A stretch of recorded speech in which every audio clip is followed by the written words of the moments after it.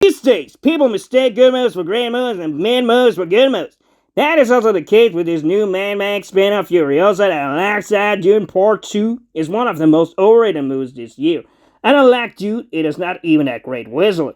Basically, this movie is just like The Gray Man, where the only difference is the female lead, yet it for some reason has a high rating. The movie is mostly nothing but a mindless action movie with some of the action scenes pretty badly filmed. That does not exactly give you too much entertainment. Probably the reason why it has a high rating, however, must be down to the cult universe that Mad Max has become. Because even a pretty mid movie, Mad Max Fury Road, which was the last movie before this one, was not that good, yet it has a whopping 8.1 out of 10 on IMDb, when the only real purpose of the movie seems to be just some guys around in the sand, just like in this movie. If we go deeper into it all, the lead role Anya Taylor Joy plays here is a weak one, even though people for some reason praise her for this. Yet she just acts the same way she did in the Super Mario movie, Dune Part 2, or any other act she has done before as this tough girl boss character. That's why there's also not too much of a difference between Zendaya, Sydney Sweeney, or her.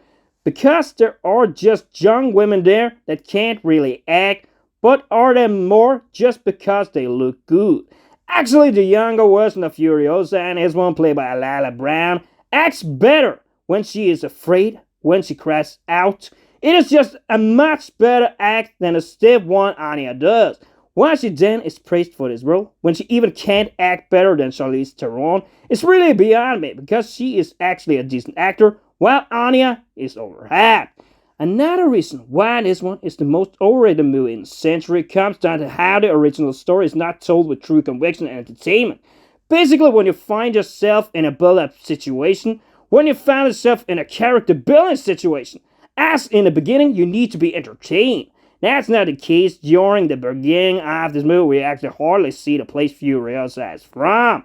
But we have tried this now with Captain Marvel, with Black Widow, surely a couple of other universes where the female characters get their own movie. And it just does not work. The same case you had with the build-up during the Wonder Woman movie. We also are pretty bored, but at least that's a better movie than the aforementioned ones.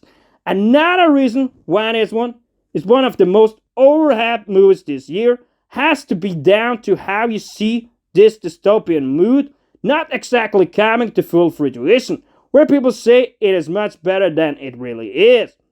The same thing happened with the Civil War movie by Alex Garland.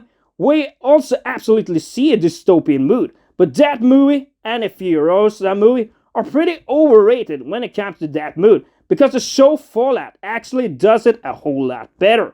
If we mention a positive before getting into the pacing and boredom issues of this movie, we come to a plus point where you see a very good act from Chris Hemsworth.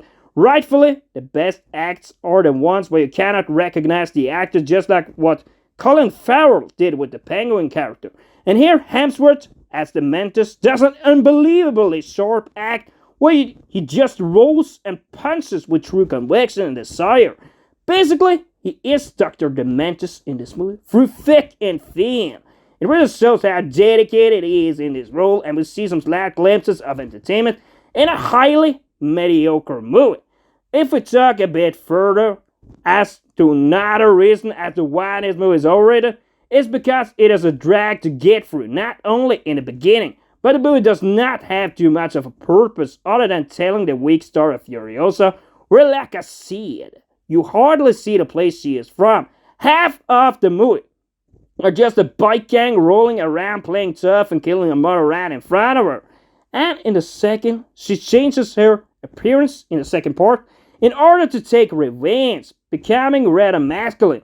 So basically, it is something like a John Wick movie with a female character. Perhaps not precisely, as it also can be compared to Monkey Man, where the lead character takes revenge because of someone that was killed when he was a younger boy.